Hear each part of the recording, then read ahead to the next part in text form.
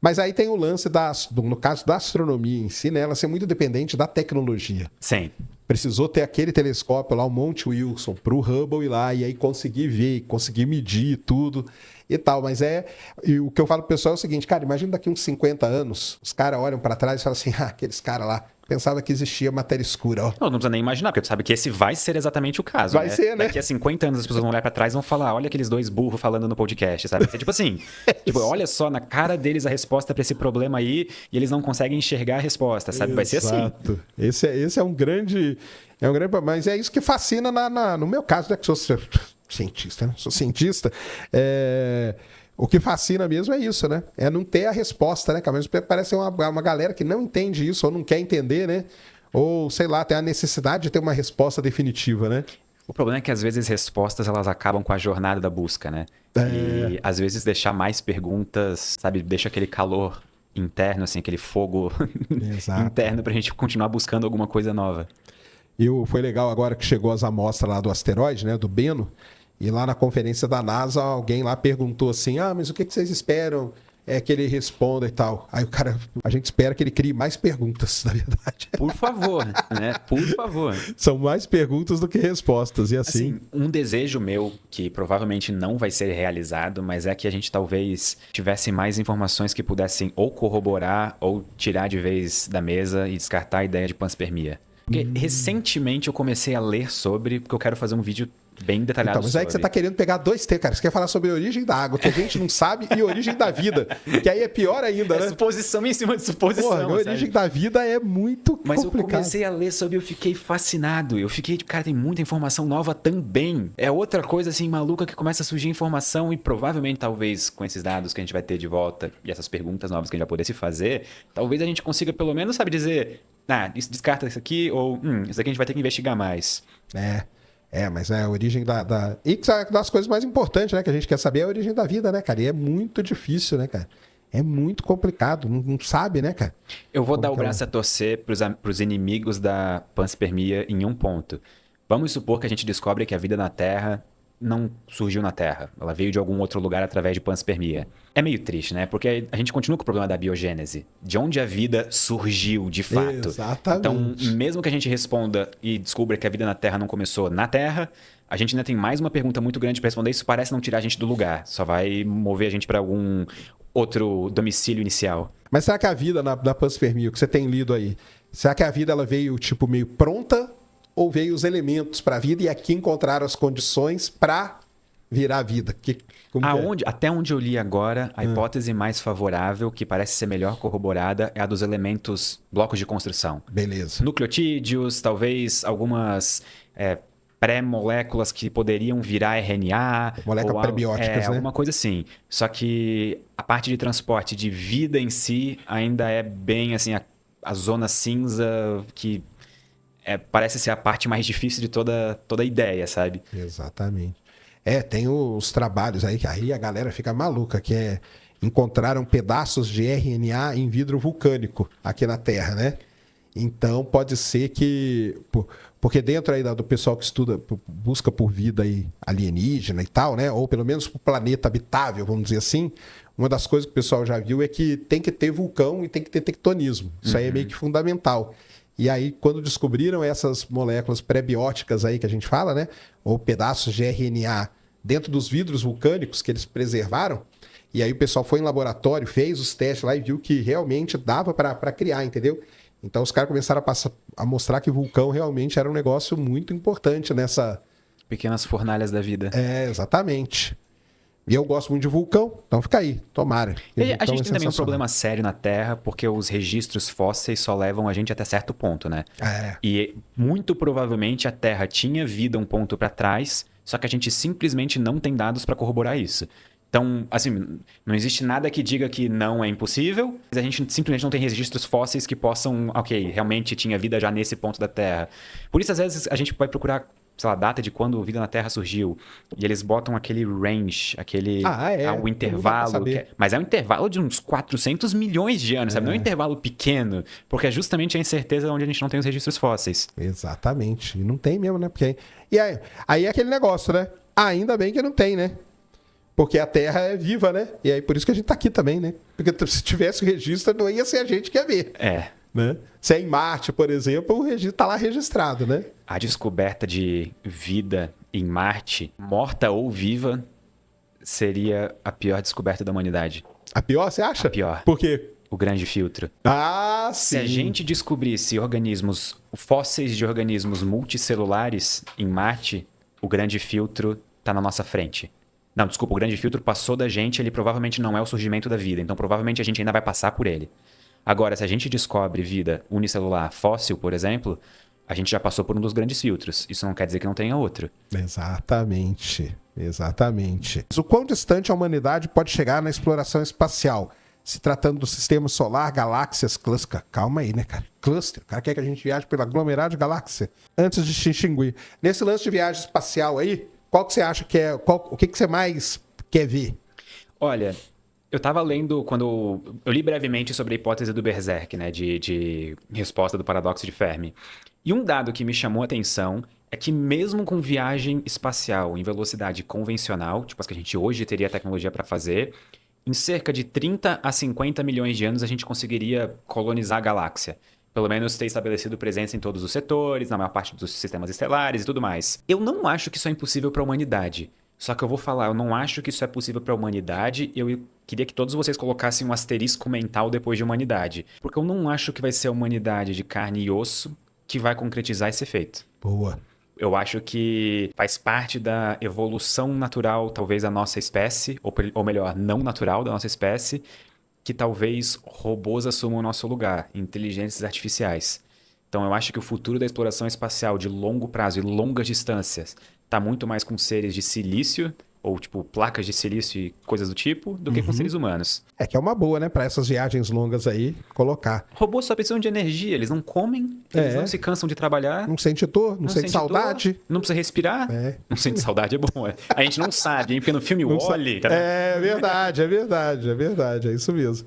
Mas dessas aí de ir pra Lua e pra Marte, o que você espera ver aí? Você espera aí o homem chegar em Marte? Eu espero que ele chegue em Marte enquanto eu tô vivo ainda. Eu acho que vai chegar, né? Eu acho que o projeto Artemis vai dar um pontapé muito interessante, porque no espaço, historicamente, a gente teve um efeito muito interessante, que era sempre que um país fazia alguma coisa, os outros países olhavam um pro outro e falavam, acho que a gente vai ter que fazer igual. Com grandes conquistas, né? Tipo, corrida espacial e tudo mais. Hoje em dia, eu acho que o espaço se tornou mais acessível. Tanto é que a gente tem participação muito forte na iniciativa privada na conquista espacial. Assim que eu acho que a missão Artemis começar a estabelecer as primeiras portas de entrada para a Lua, para nossa permanência na Lua, assim como a gente teve a permanência na ISS, eu acho que isso vai catapultar a gente para, muito provavelmente, começar a explorar mais humanamente o sistema solar. Porque se a gente conseguir fazer uma base de permanência na Lua, a gente conseguir, sei lá, extrair combustível na Lua...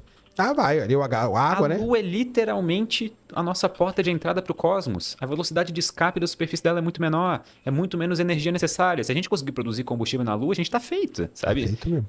É literalmente a nossa porta para o céu, a Lua. É isso mesmo. O ônibus espacial, eu acho a história... Pô, você ia adorar, cara, porque a história dele, pra storytelling, então... porque ele começa com os caras decidindo fazer isso ao invés de ir pra Marte, entendeu? E o Van Braun já ficando meio deprimido, desgostoso com tudo. Porque, na verdade, era um programa da Força Aérea Americana, entendeu? Então os caras queriam ter componente também de poder enviar armamento para o espaço, não era? Usando tudo isso. Toda essa questão, esse contexto político era muito importante. Exatamente. Na época, né? Eu acho que ia ser um documentário de 5 horas, sabe? Tanto que ele foi feito justamente para cumprir o programa Guerra nas Estrelas do Reagan, do governo Reagan, entendeu? Que ele começou em 81 e terminou em 2011. Então o lance mesmo era esse, era para levar os grandes satélites meio secretos, né? Que estão por aí, a gente nem sabe o que eles têm. Mas ele foi feito para isso. Então ele foi um programa científico, mas com um caráter militar muito forte em cima, sabe?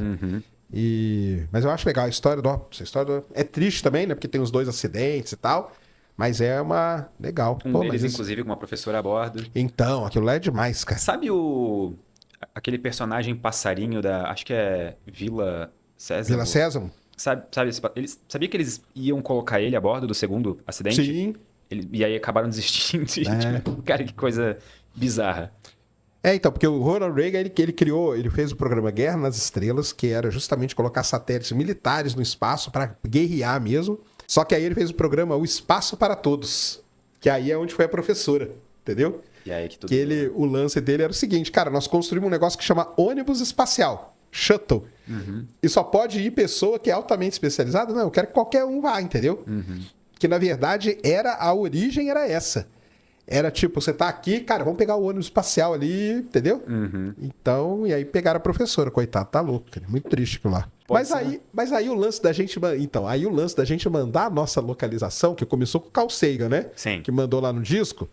Filho da mãe, Carl Sagan, você. Hein? Só que o dele ainda foi benéfico, se for para pensar, porque não era emissão de rádio, ou emissão eletromagnética, era um disco de ouro. Né? Tipo, alguém vai ter que achar a Voyager.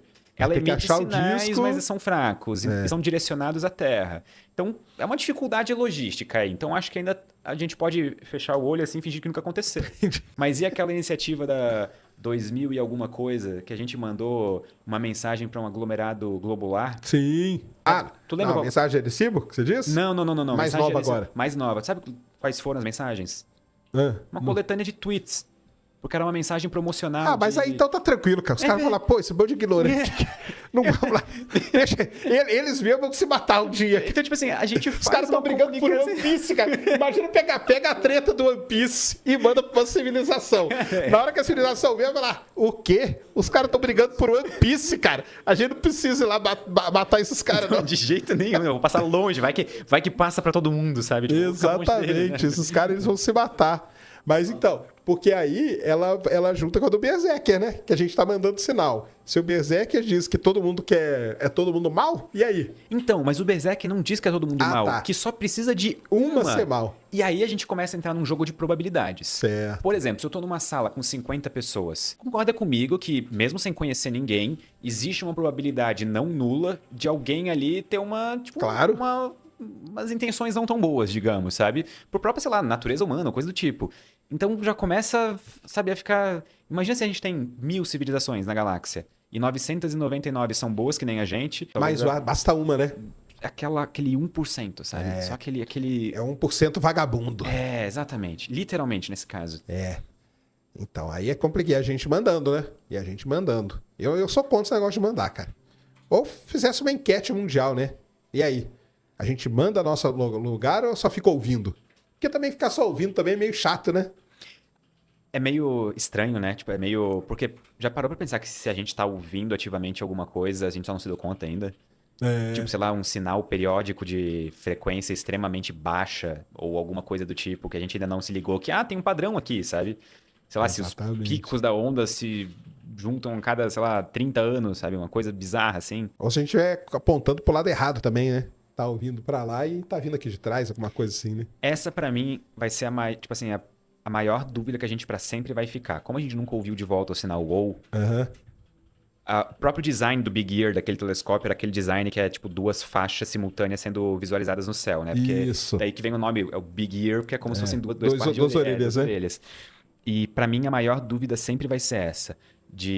Será que o sinal foi um erro, um ruído estatístico, tipo alguma coisa que deu errado, ou, sei lá, alguma origem não sintética para aquele sinal, ou até mesmo terráquea a origem, ou será que isso foi alguma coisa que realmente veio de fora e durou só aquele tempo, a gente não tem como confirmar de onde que veio?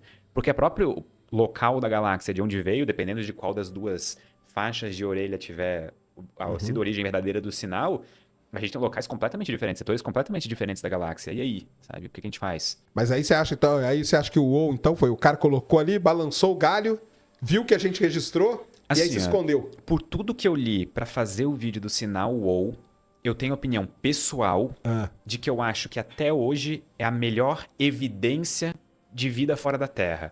Não acho que é uma prova, não acho que é uma mensagem que veio de alienígenas. Mas assim, se a gente tem um lugar para começar a procurar, eu acho que o sinal WOW talvez seja o melhor, até hoje. Mas e se o cara balançou ali o galho e foi pro outro lado também? Imagina, pode ser uma tática também, né? Imagina assim, a tática das duas fogueiras lá. Aí só tem que criar uma hipótese, cara, pra solução do paradoxo de Fermi, ó. A teoria das duas fogueiras. Eu tenho uma ideia ainda melhor. A gente descobre vida fora da Terra, a gente vai até eles, emite um sinal e sai correndo. sabe? Entendeu? A gente bota a cabeça para fora do galho neles e volta para a Terra correndo. Mas aí é muito arriscado, né? Tá doido. Pronto, a gente soluciona o problema, a gente vê o que acontece. Se eles morrerem dentro de 50 milhões de anos, a gente sabe que tem uma civilização maligna na galáxia, entendeu? Matemática muito simples. Exato. Então é isso, né? Os caras se esconderam e a gente... Então vamos ver, né? O que vai acontecer. Mas o paradoxo de Fermi, ele cria várias outras coisas também, né? Tem os filtros, né? O dos grandes filtros também é uma das minhas particularmente favoritas, porque eu acho que ela é uma das mais baseadas em ciência bruta, né? Sim. Que são, tipo, a ideia de que o surgimento da vida, desde o próprio surgimento da vida, a biogênese, o momento em que partículas elementares viram vida, até o momento em que a gente surge com uma civilização altamente tecnológica, existem diversas etapas no processo que funcionam como se fossem filtros mesmo, tipo, algumas passam, algumas não passam. E dependendo de onde a gente estiver no filtro, ele pode estar na nossa frente ou atrás da gente. E dependendo, toda descoberta que a gente fizer envolvendo vida fora da Terra, daqui em diante, coloca o filtro em algum lugar. Ou na nossa frente, ou atrás. E nenhuma das duas é boa. Porque, por exemplo, se ele estiver atrás de nós, ele responde o paradoxo de Fermi sem querer. Ele diz que a gente está sozinho, né? Porque... ninguém passou pelo Ninguém filtro, passou, né? Provavelmente só a gente. E se ele estiver na nossa frente, bom, talvez a gente não vai passar tão cedo, né? Porque imagina, é uma questão verdadeira. Tipo, imagina que toda civilização inteligente surge, desenvolve física quântica, cria bombas nucleares e se aniquila. Mas você sabe que isso o pessoal tem colocado na equação de Drake agora, né? Sim. Que é o fator de autodestruição. E tem que ter. Mas na original não tinha, né? Ele não levou tinha longevidade só, né? Não tinha autodestruição. E aí o pessoal que começou a pensar no paradoxo de Fermi, criar essas coisas, falou, cara, mas tem aí a autodestruição. Aí os caras criam guerra e tal e se autodestrói. Eu acho que o Michael Shermer, aquele filósofo, ele tem uma das melhores estimativas numéricas de qual que é o tempo médio de duração de uma civilização. Ele pegou várias civilizações da Terra ao longo da história, porque a gente não tem nenhum motivo para achar que a gente é particularmente diferente de uma civilização romana. A gente tem tecnologia diferente, tudo mais, a expectativa de vida pode ter mudado, mas... O ser humano é a mesma coisa. Exato. E a organização de civilização continua praticamente a mesma, sabe? As estruturas por trás. E, se eu não me engano, a estimativa dele de duração era a média na Terra. Assim, o valor pode estar quebrado na minha cabeça, até se alguém quiser verificar depois aí nos comentários, veio mandar um superchat, mas era de cerca de 324 anos. Era uma coisa assim. Provavelmente o valor não está certo na minha cabeça agora, pode estar errado. Mas era uma coisa muito pequena. Se eu for parar para pensar na civilização moderna, a gente tá... Vamos botar o começo, sei lá, depois da Revolução Industrial. Final de 1700, começo de 1800... A gente tem mais uns 100 anos. Tu acha que a gente vai continuar sem explodir mais nenhuma bomba nuclear dentro de 100 anos? Não, tá aí, o risco aí tá correndo. O cara tá viajando com a maleta já. Eu ouvi uma vez o podcast Hardcore History, do Dan Carlin. Sim, muito bom. São muito bons, mas são muito longos assim também, né? Tem que ouvir com calma. E no podcast especial, que é uma edição Blitz, que é aquele podcast de 5 horinhas só. Que é a versão curta do podcast dele. Ele tem um comentário que eu achei muito legal, que é: a era nuclear, ela não acabou com o fim da Guerra Fria. Ela começou com o desenvolvimento da primeira bomba atômica e ela continua até agora. A ameaça de aniquilação mútua da civilização humana continua até os dias de hoje. Só que, por exemplo, eu sou de uma geração que eu não vivi isso na pele diariamente. Os meus pais viveram. Tu provavelmente viveu também. A minha mãe fala que quando ela era criança, ela via muito filme, TV e coisa assim. E o sonho dela era ter um bunker. Porque os filmes pós-apocalípticos eram muito famosos, né? The Day After. Day After foi um filme, cara, quando eu vi assim, eu falei, caramba, cara, se for isso aí, nós estamos ferrados. Exato. A gente nunca vai passar por um negócio desse, sabe? Tipo, no sentido de, a gente não vai ter capacidade de vencer um negócio desse. Sim, com certeza. E tu confia o suficiente na humanidade hoje? Nem um pouco, Então. Eu não confio nem um pouco mesmo. Se eu tenho medo terrível assim que eu tenho, é esse aí mesmo. É da autodestruição por meio disso aí. Eu tô lendo um livro no momento chamado O Precipício. Ele não tem versão em português ainda, então em inglês é The Precipice. Ele é um livro sobre crise e risco existencial. Crise existencial literalmente no sentido de coisas que ameaçam a nossa existência. E o autor se propõe, na duração do livro, avaliar analiticamente, cientificamente, o que pode colocar a nossa existência em risco? Qual que é a probabilidade disso acontecer? E isso é um campo de estudo relativamente novo. Porque não era levado muito a sério pelas pessoas. Tipo, tá, por que eu vou estudar motivos de a gente, sabe, acabar podendo... É isso que eu falei, né? Quando o Drake... Depois a gente fala da equação de Drake, pessoal. Mas quando o Drake bolou a equação dele, ele não colocou esse fator. E aí, com o avanço, o pessoal falou, calma aí, porque tem um negocinho aqui que você não tá levando em consideração. E esse autor coloca a chance de extinção humana nos próximos 100 anos em 1/6. Caramba! É alto demais pra mim. É alto pra caramba. Não tô confortável com esse valor, sabe? É muito grande. Então, roda aí 6 civilizações, uma delas não vai passar, sabe? Então, a gente talvez tenha uma resposta do filtro.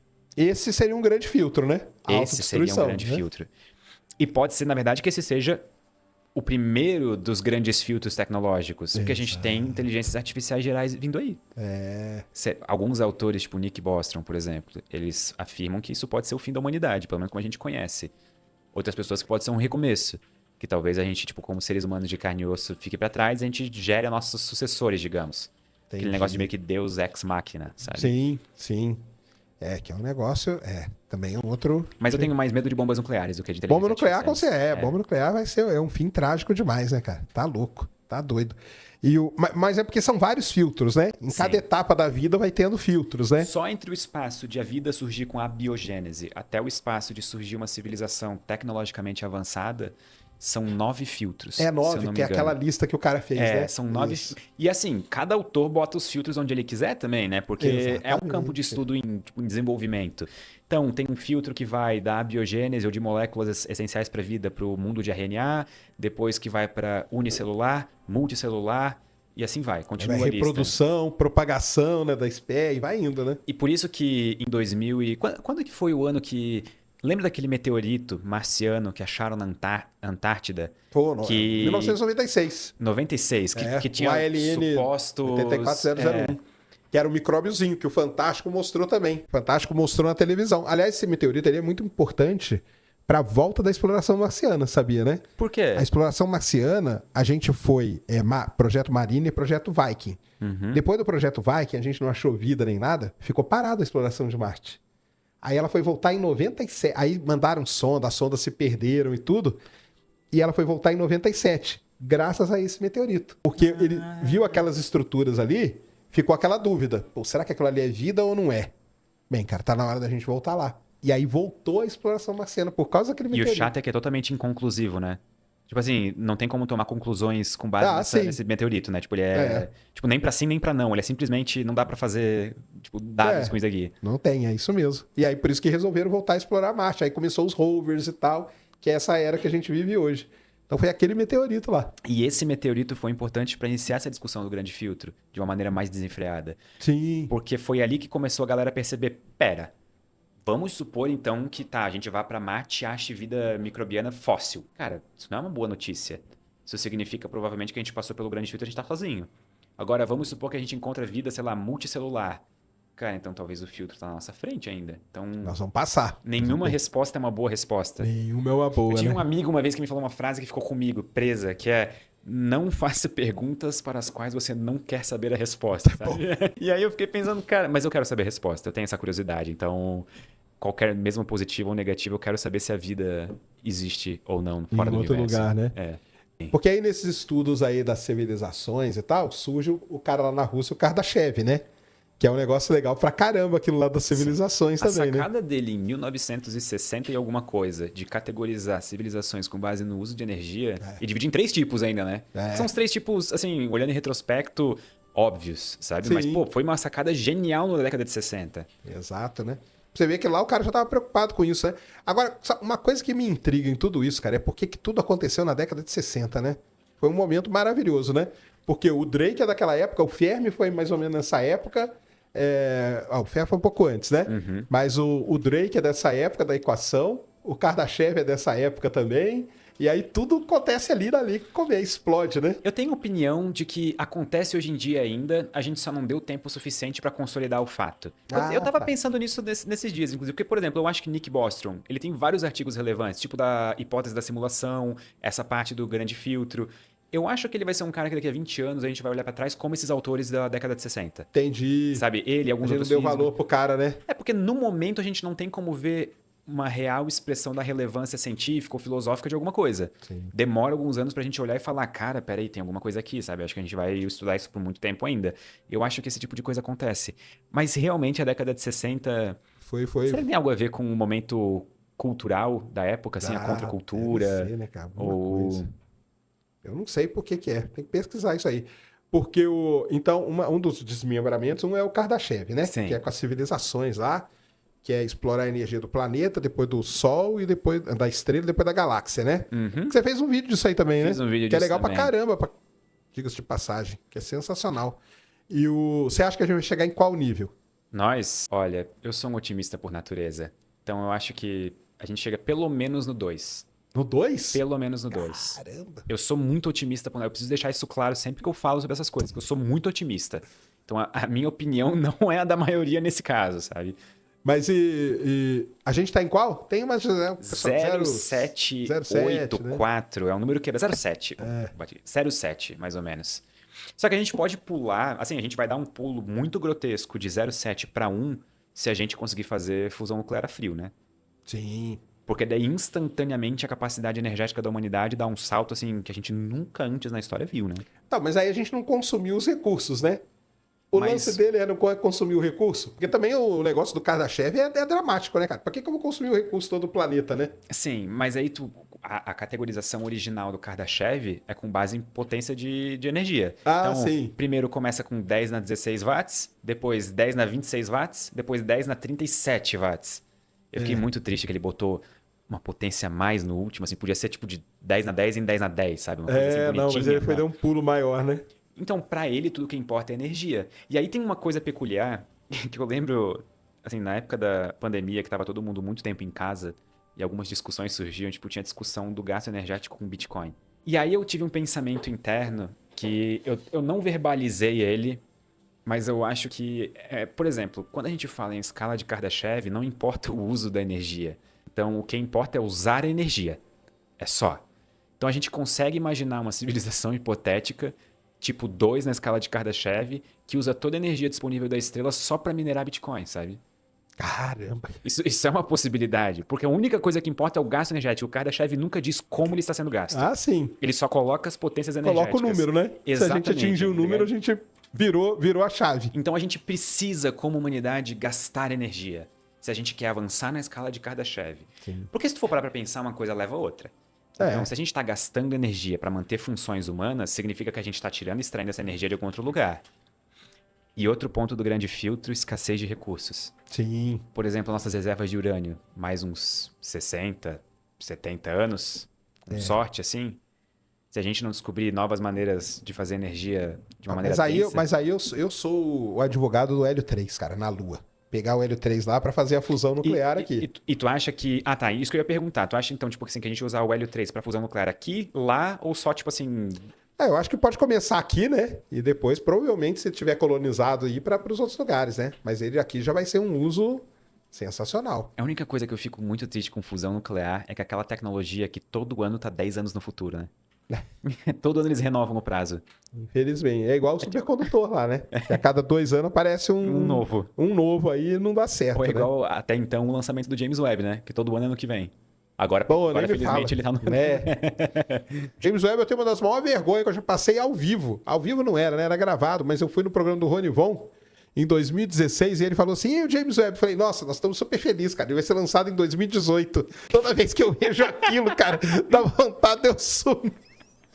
Mas é que na época era o que falavam, cara. Assim. É o que falava na época. Mas que bom que demorou e deu tudo certo. Deu, e agora saiu. Se fosse rápido e desse errado, a gente ia estar muito triste. Claro. Então, todo dia a gente descobre algo novo graças ao James Webb. Obrigado, James Webb. É isso mesmo.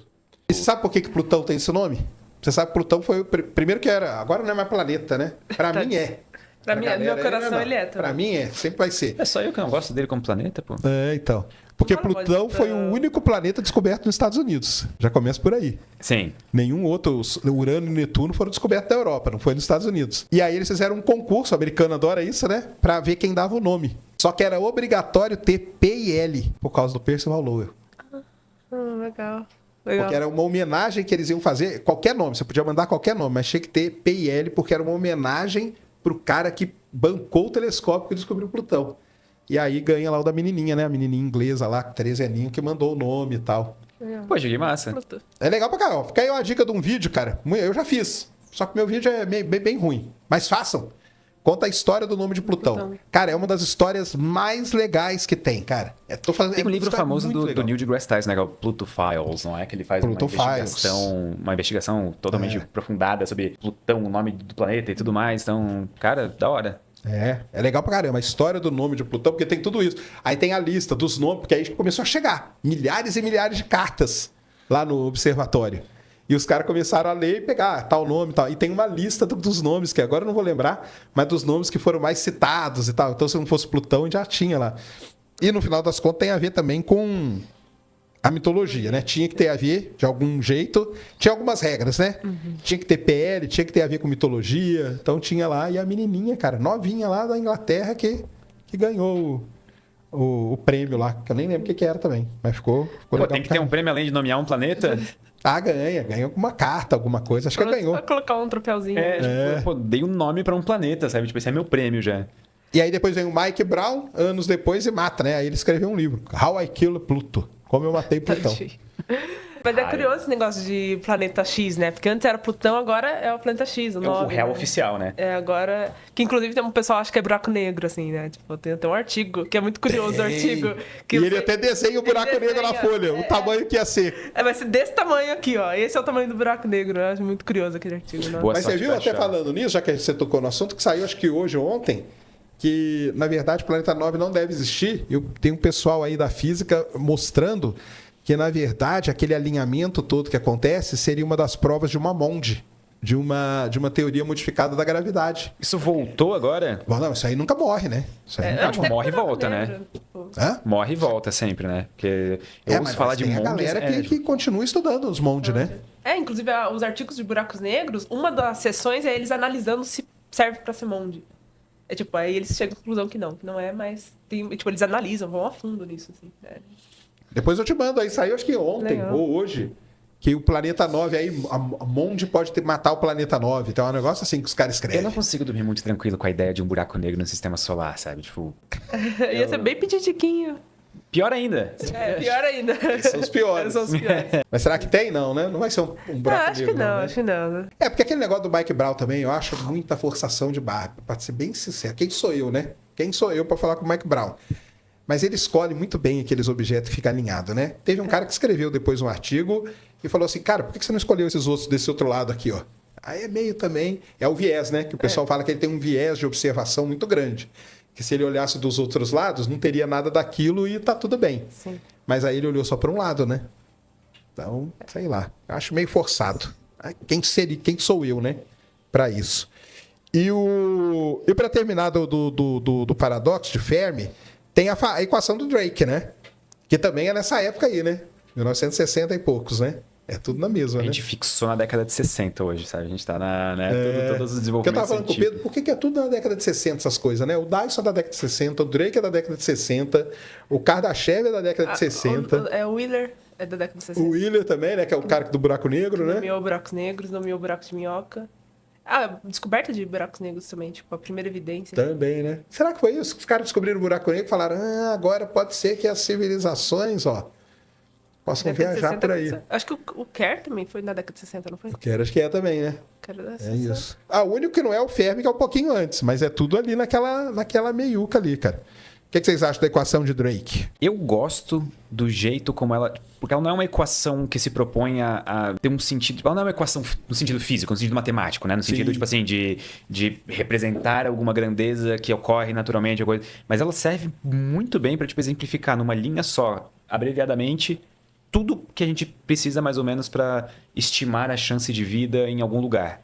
Porque, no fundo, assim, tipo, ela se propõe a responder quantas civilizações inteligentes... Pelo menos não responder, mas pelo menos dar uma ideia, tem uma base, probabilidade, eu acho, né, que seria. É que o número final, o N é um número mesmo. Seria um número mesmo. Só que ela se propõe a isso de uma maneira, assim, tanto quanto lúdica. E eu gosto particularmente da história dela. De ela ter sido desenvolvida pelo Frank Drake, porque eles iam fazer, acho que era a primeira reunião do SETI, Isso. E eles precisavam de uma... Eles usam a palavra agenda em inglês, que fica... Eles precisam de um... Por onde a gente começa? Vamos criar essa organização que busca a vida extraterrestre. Por onde que a gente começa? Aí o cara foi lá e fez a equação. Começa por aqui. Vamos procurar esses termos. Isso é demais, né?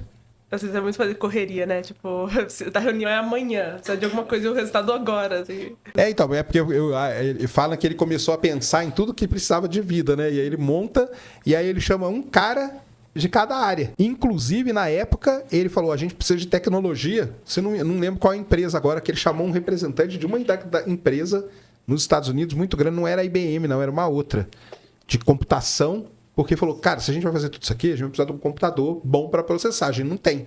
Então, o Carl Sagan foi chamado, foram vários caras ali importantes, e um cara de uma empresa lá que eu esqueci também, que depois cedeu até o equipamento lá, do primeiro que ele usou no Projeto 7, né? Para poder ver se ouvia alguma coisa por aí, né? Mas é um negócio legal pra caramba. Agora, o mais interessante é os caras resolver, né? Porque boa parte daqueles números ali é chute, né? Sim.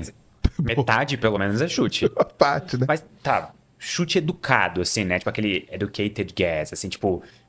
É um chute, mas pelo menos é um chute, tipo assim, tentando se aproximar de uma... sabe... Vou chutar, mas não vou chutar feio. Vou chutar bonito, sabe? Eu vou chutar, tentar acertar. É isso mesmo. Tipo a estimativa de planetas em que a vida surge, por exemplo. Não, mas o legal da equação, cara, é que ela é numa época que faltava aí pelo menos uns 30 anos pra gente descobrir o primeiro exoplaneta, né? Nossa. Sim. Os caras fizeram tudo sem nem ter ideia que, cara, e se a gente não descobre? Porque nunca descobriu, né? Ou, sei lá, descobriu daqui a 300 anos, né? Mas, assim, será que na época alguém duvidava da existência de exoplanetas? Não, já não duvidava mais. Então, porque eu acho que, tipo assim, depois que a gente descobriu que, sei lá, as outras estrelas são, tipo, estrelas que nem o Sol, só que estão longe, eu acho que dali pra frente foi só ladeira abaixo, assim, né? Foi só, tipo, o pessoal indo Porque cada na vez história eles conseguem observar pela primeira vez, é um disco protoplanetário. É. No caso, Em Vega, o sistema se não me engano. visto, tipo assim, tipo de cima, digamos, ou de baixo. Que é Vega, que é uma estrela brilhante próxima, eles apontam um radiotelescópio para lá e eles veem aquele disco. Eles falam, então deve ter o... Aí, eles devem ter pensado na hora, né? Deve ser só uma questão tecnológica, né? Tipo, um dia nós vamos ter a tecnologia para poder detectar isso. Mas o interessante é isso, né? O cara bolar uma equação onde no começo é tudo chute mesmo, né?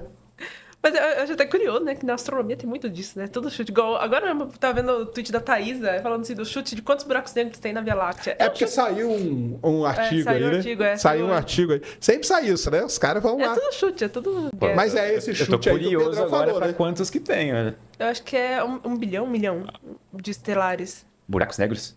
Estelares. É bem mais do que eu Isso pensava. pra caramba. Mas eu acho que esse chute aí que o Pedrão falou aí, ó. Esse chute aí Bonito, embasado, chute né? bonito. Vamos dizer. É um chute que tenta se propor a ser correto, assim, né? Mas qual que é o termo favorito da equação pra vocês? Pra mim, esse novo aí da autodestruição, cara. Favorito em termos dele tá lá, né? Hoje. Pra mim é o L, da duração média de uma civilização comunicável. A janela de tempo em que ela permanece comunicável. Porque eu acho que esse é a incógnita verdadeira. Os restos, a gente pode sempre descobrir com base em ciência e dados. Agora, o outro, a gente descobre quando a gente acabar. Sabe? A gente descobre no fim da humanidade. Vai ter que sobrar alguém pra contar, né? Exatamente. Então... Nossa, sim. Ou vamos ter que deixar escrito em algum lugar, né? Durou tanto, né? E tem uma coisa curiosa, né? Tipo, isso de ser detectável, que pode ser tanto na questão de biologia quanto na questão de tecnologia. E aí, tipo, na Terra, é estimado que em 2100 seja quando a Terra vai começar a ter o sinal de tecnologia vai superar o de biologia. Tipo, tecnoassinatura superando bioassinaturas. 2100 é, tipo, a estimativa atual, assim. Tipo, que atualmente a informação da biosfera é muito maior do que da tecnosfera. Quando a gente fala em informação da biosfera, por exemplo, a gente tá falando, tipo assim, sei lá, de bioassinaturas na atmosfera, por exemplo, sei lá, gás carbônico, coisa do tipo, ou a gente tá falando eles usam... como que é o nome? Tipo, que biomassa do... daquelas bactérias que só tem uma célula. Cianobactéria, né? Oceanos. Dos oceanos, que só tem uma célula, sabe? Sim. Que aquilo lá domina. Segundo o artigo, é isso que domina a Terra. Então, se você consegue estimar daquilo, é só, tipo... Unicelulares, assim. Unicelulares, tá. E aí... Então, eles fizeram a estimativa de quanta informação tem nelas, assim, porque é o que domina a biosfera. Segundo o artigo, né? E aí, eles calcularam e compararam com o que a gente tem na internet. E, assim, eles, tipo, trilhões de vezes, assim. Muito mais na biosfera do que na internet. Caraca. Só que se continuar crescendo da forma como está crescendo atualmente, tipo, que está duplicando o número de informações... Tipo, considerando a exponencialidade. Em 2100, tipo, ultrapassa. Aí, quando olharem para a Terra, vai ver primeiro uma tecnoassinatura do que uma bioassinatura. Se tem bilhões e bilhões de estrelas, por que não é comum, esse é um grande problema da astronomia, vermos supernovas a olho nu? É aquele problema que a gente tem, né? Que não tem a quantidade de supernova para explicar muita coisa, né? Sim. E tem também a questão de que a gente está num buraco, né? No sistema, na Via Láctea, né? Que a gente só olha, tipo, uma janela, basicamente, assim. E supernova, para ele entender, é um fenômeno que a gente chama transiente, cara. Ela acontece e apaga. Então, ou você está olhando na hora certa que vai acontecer, ou você não vai conseguir ver. Por isso que hoje tem aqueles grandes projetos, né? O Zwick lá do Monte Palomar é um deles. Que ele fica rastreando o céu sem parar, não sei quantas vezes, para ver se ele acha. E o Vera Rubin aqui vai ser isso para isso também. Porque o difícil, cara, é isso. É você estar olhando para o lugar certo, na hora certa, né? Eu acho que tem outro problema também, porque assim, o Sol, né, tudo que a gente está vendo ao redor aqui são estrelas que nasceram muito próximas do Sol, né? Elas nasceram basicamente juntas.